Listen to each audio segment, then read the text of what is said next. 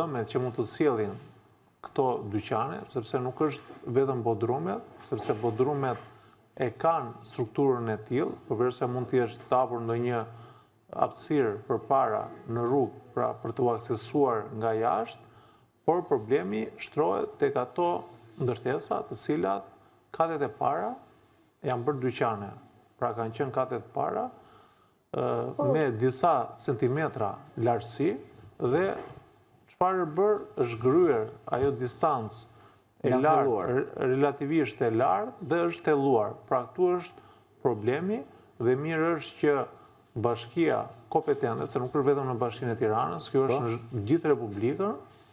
është mirë që ne të parapërgatitemi, sepse në një rast të mundshëm të një tërmeti, si ai i nëntorit të vitit 2019, solli shumë pasoja për jetën e qytetarëve. Kështu që ky shqetësim i zonjës është i drejtë në ato hapësira për cilat apo pallate që rrezikohet